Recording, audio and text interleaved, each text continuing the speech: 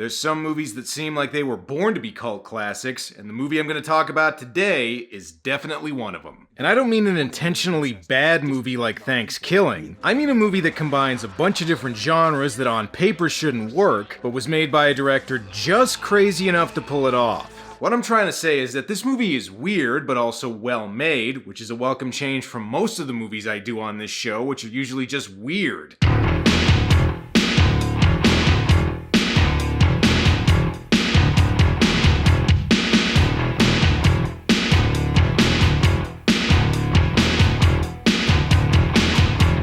Repo Man is the debut feature-length movie from British director Alex Cox, who also directed the punk rock biopic Sid and Nancy, and wrote the screenplay to Fear and Loathing in Las Vegas. And just like those movies, this one also has a strong countercultural streak, featuring a soundtrack and even appearances by several notable punk musicians, as well as a sly, cynical, fuck you attitude. But make no mistake, this isn't just some punk rock movie, well, it's a lot of things. A sci-fi movie, a social satire, a snapshot of blue-collar workers. It's a movie that's hard to put in one category, but that's a big part of why it's gotten a following over the years. In other words, it's a movie that's actually pretty original.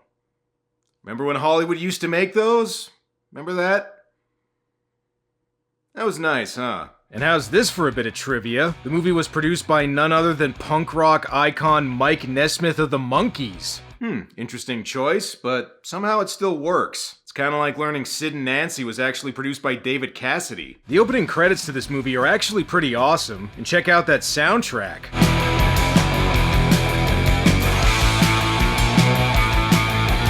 And that is about all I can play without risking this video getting flagged, but this movie does have an awesome punk rock soundtrack featuring songs by Iggy Pop, The Circle Jerks, Suicidal Tendencies, Fear, to name just a few. You can find pretty much the whole soundtrack on YouTube, so just take my word for it and give it a listen. In addition to the soundtrack, the thing people probably remember the most about the movie is this opening scene where a car driving through the desert gets pulled over by a motorcycle cop. Yeah, I was speeding, officer. This is Bat Country. I can't stop here. What you got in the trunk? Oh. You don't want to look in there. Yeah, he's got a hell of a lot more than a dead hooker in there. Trust me. And that, ladies and gentlemen, is how you get an audience's attention at the start of your movie. After that, we're now introduced to our main character, Otto, played by Emilio Estevez, a young suburban punk who's busy wasting his life away at a shitty dead-end job that's still probably the best one he'll ever get. Oh, looks like this store carries all my favorite products. They got paper towel brand paper towels, popcorn brand popcorn. Feeling 7-Up, I'm feeling 7-Up. Feeling 7-Up, I'm feeling 7-Up. Whoa, whoa, whoa, whoa. We do not carry that shit here. Uh-oh, I think Otto's manager has a problem with him. That earring doesn't count as wearing enough flair. Otto, are you paying attention to me?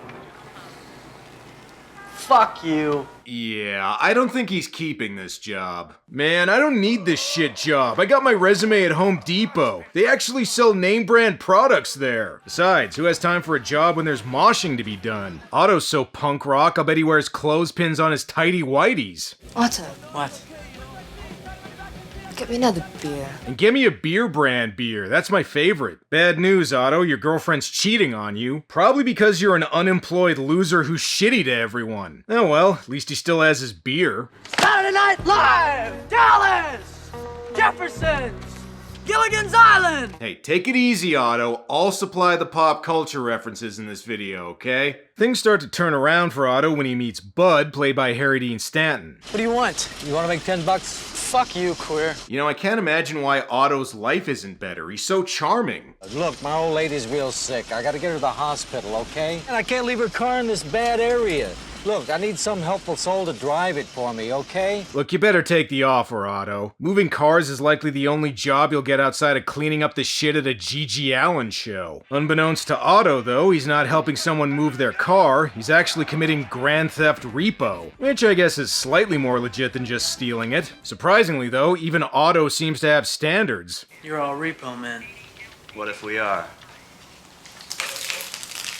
Alright, Otto, I know Repo Man isn't the most reputable job in the world, but don't act like you're better than them. You know, kid, usually when somebody pulls shit like that, my first reaction is, I want to punch his fucking lights out. Yeah, that's usually the reaction Otto gets when he meets people for the first time. Wait a second, you're an angry degenerate who doesn't do as they're told? How'd you like a job here? While Otto contemplates his job situation, some government agents are busy looking for the car with the overpowered tanning bed in the trunk from the opening scene, and they're apparently led by a woman who is a really big fan of Michael Jackson. Okay, actually she's supposed to have a robot hand, but I didn't know that until I started doing research for this video. The whole time I thought she was just wearing a glove. What could have done that to?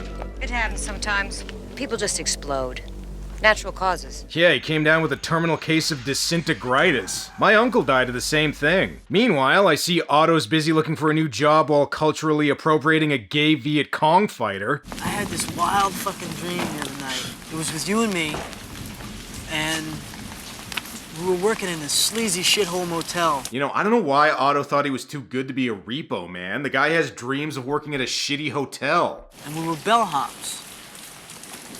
We were 65 years old. Are you sure you weren't actually seeing into the future? Hey mom, hey dad, you're both a couple of conformist fascists. Anyway, can I crash here tonight? Otto asks his parents for money, but I don't know if they're gonna be much help. They're so poor they can only afford food brand food. Alright, if you haven't figured it out by now, the whole generic product label thing is actually intentional. Alex Cox decided to use plain white labels on everything as a satire on the faceless American consumerism that had become so prevalent by the 80s. But what I really think is neat is how the labels resemble the cover to Public Image Limited's album record, even though this movie came out 2 years before that. Anyway, I believe you were asking your parents for money? Do you remember that you once told me a long time ago that you told me that you'd give me $1,000 to go to Europe if I finished school? Well, you know something? You were right about finishing school. That's what I'd like to do. I'm gonna finally learn my ABCs, Dad, I promise. But, I want to know if I can have the money first. I don't have it anymore. Your father gave all our extra money to the Reverend's telethon, Otto. Well, what about me? Look, even though they still wasted their money, I think Otto's parents getting scammed by a televangelist was actually the smarter choice here. Giving him the money would just speed up his inevitable death from a glue huffing overdose. With no other options, Otto decides to become a repo man. So how much do I get paid? 25 bucks a car? Paid? You don't get paid. You kidding? You work on commission. That's better than being paid. Yeah, and the job has some other benefits.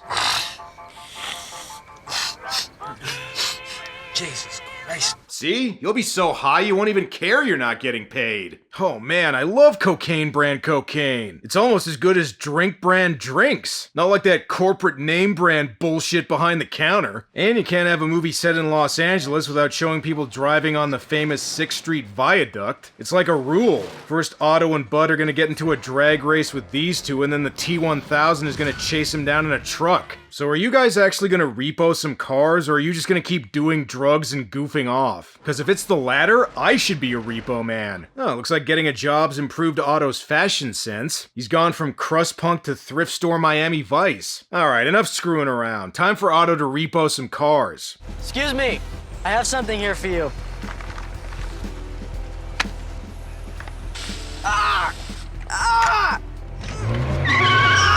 I said repo some cars, not reenact your first date. Things eventually start going a little better for Otto. Not only does he repo his first car by himself, but his pickup skills have gotten better too.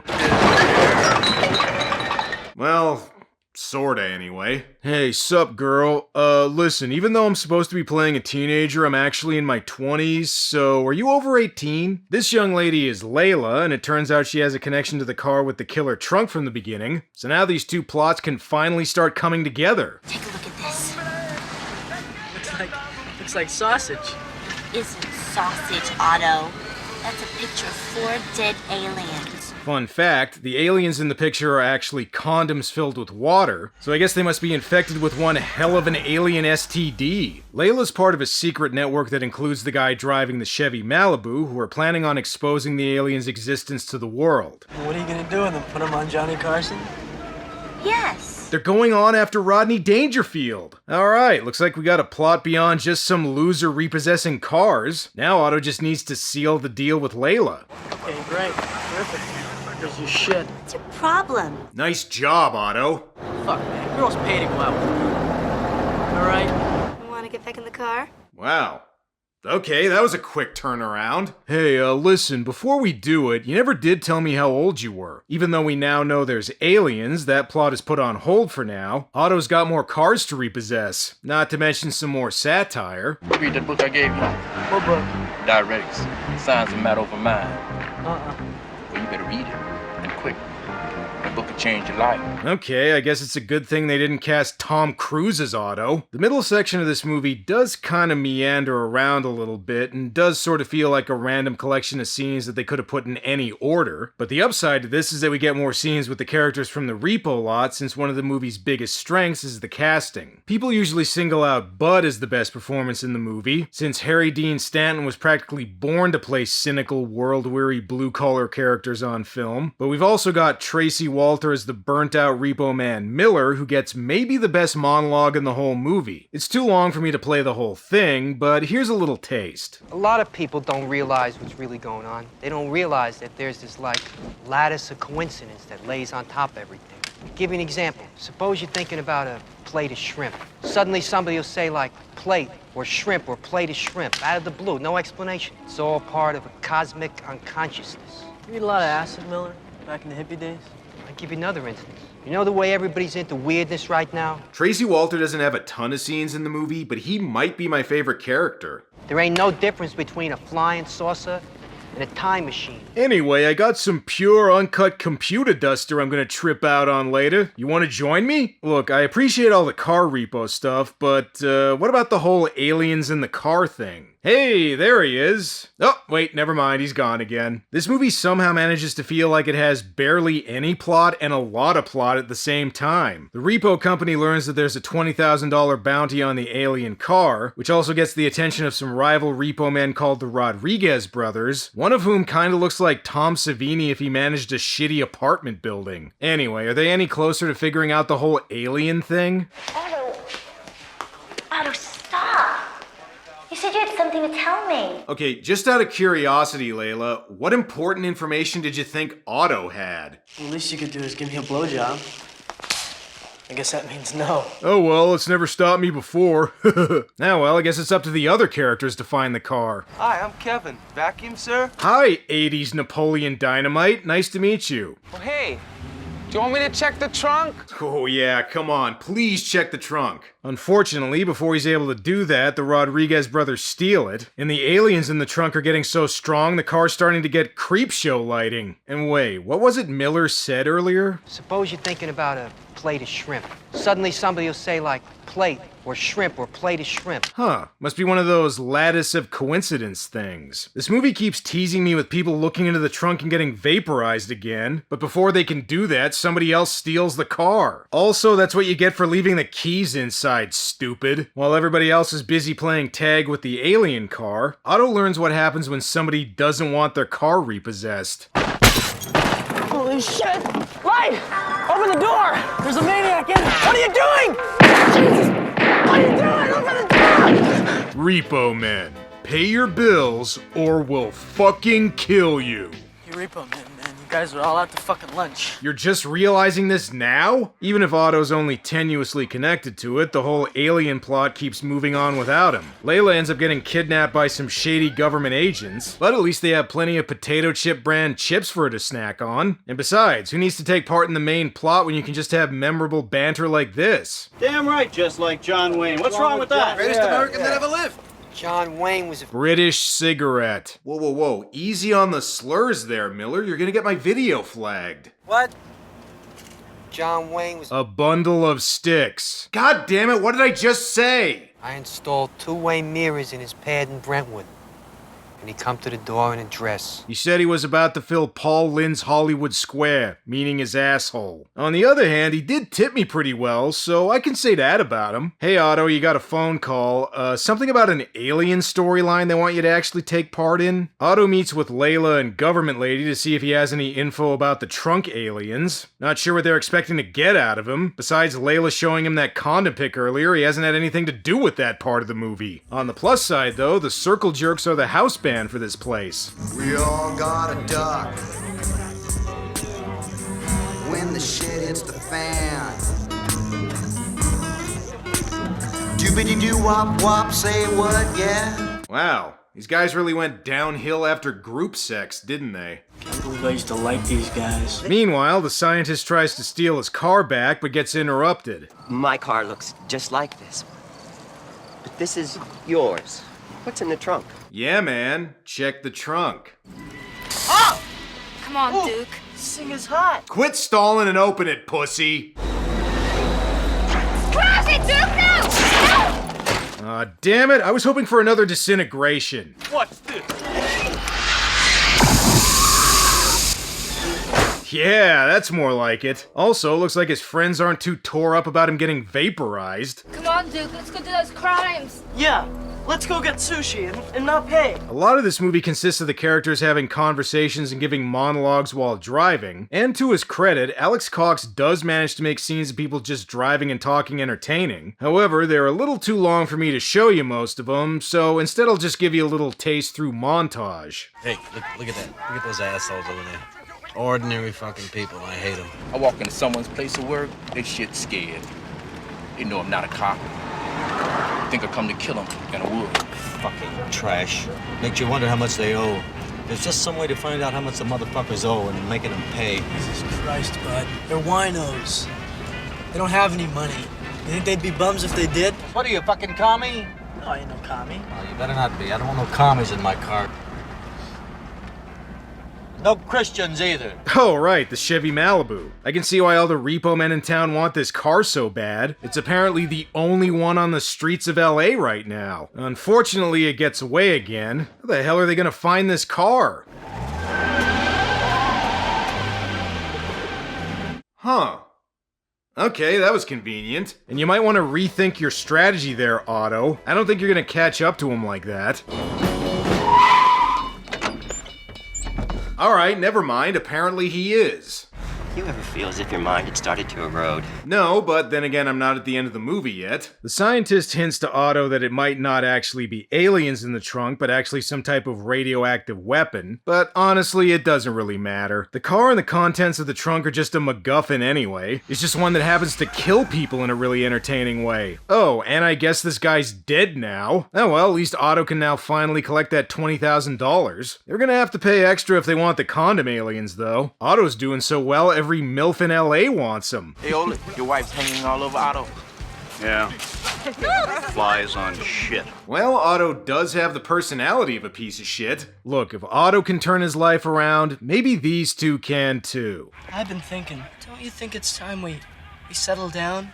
I want you to have my baby. I've always dreamed about being a deadbeat dad. And forget starting a family, just commit more crimes. Come on, Duke. Let's go do those crimes. Oh, I'm sorry, I meant do more crimes. I want to kill him. I kill everybody. Stop it, motherfucker! Whoa, easy, pal. Don't hurt the... cornflakes? Shit, hopefully Kellogg's doesn't sue.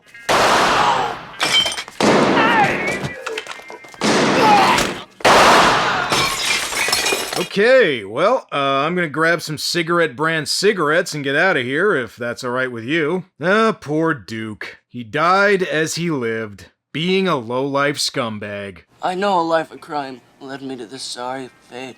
Society made me what I am. That's bullshit. You're a white suburban punk, just like me. Whatever, man. You got a job. You're a sellout. Ugh. Even though the main attractions of this movie are the weird plot and the social satire, I also like it when it just does straight-up silly humor, too. Oh, my face!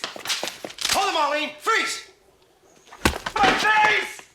I don't know, a guy just said my face. I think that's funny. Otto's gonna get to the bottom of this whole alien thing, and he has a brilliant plan of getting captured by the government that I'm sure was completely intentional. I'm going to ask you a few questions.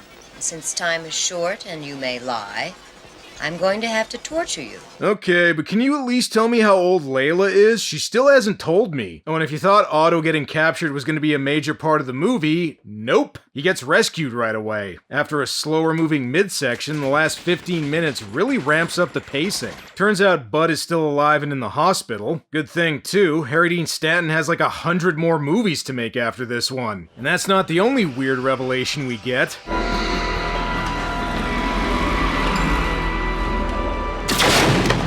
That's right, the alien car is starting to hulk out. Reports are coming in of an apparent hail of ice cubes south of downtown. Scientists are at a loss to explain the freak showers of tiny cubes of ice. And apparently that's also happening. Some weird fucking shit, eh, bud? Yeah, I can see why this movie got a cult following. Turns out Bud's the one who took the car. Maybe all the radiation will clear up the cancer he got from considering Marlboro Red's part of a balanced diet. Come and get me, copper! I'm well armed and I know where you live! Oh, never mind, he's dead now. Oh shit, looks like the car's about to reach critical mass. It's gotten so hot people can't even get near it. Even the power of Christ can't compel it. Holy sheep shit! It figures though that Miller can actually get in. He's the only one that's done enough drugs to not be weirded out by this. And see if you can figure out what happens next.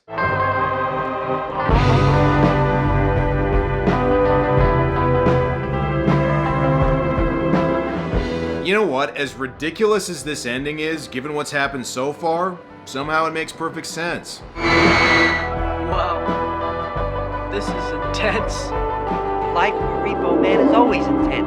The ending of this movie is like 2001: A Space Odyssey, except instead of exploring the edges of the universe, you're in the back of a car smoking weed out of a pipe you made from an old soda can. And to be honest, under the right circumstances, both can cause someone to reach transcendence. Some movies are practically destined to get a cult following, and Repo Man is definitely one of them. It's original, funny, and has a likable punk rock / stoner vibe to it that gives it just the kind of midnight movie credibility it needs. Self-consciously weird movies can sometimes come off as pretentious, but this one manages to be offbeat and different while still being entertaining. It helps that a lot of the satire and humor is aimed not just at 1980s America, but the punk scene as well, which gives it a level of self-awareness that a lot of these types of movies lack. It's also aided by some great casting. Most people mention Harry Dean Stanton's role as Bud as the highlight, but honestly, even a lot of the minor characters are entertaining. It's not perfect, of course. The middle section of the movie wanders around with a bunch of scenes that seem like they could have gone in any order, which slows the pacing down a bit, but by the time you get to the end, it's worth it. Universal seem to disagree though, only giving it a limited theatrical release. But like so many movies featured on this channel, Repo Man soon found an audience after it got released on home video and cable. Unusually for a movie like this, it also got good reviews from mainstream critics, with some even calling it one of the best movies of 1984. Its cult status got so big that Alex Cox even directed a kind of sequel in 2009 called Repo Chick, although this one was not as well received as the original. Ah well, at least we still have the first one, and it's a movie that teaches us a valuable lesson. The more you drive, the less intelligent you are. Amen to that. Well, that's all for now. Until next time.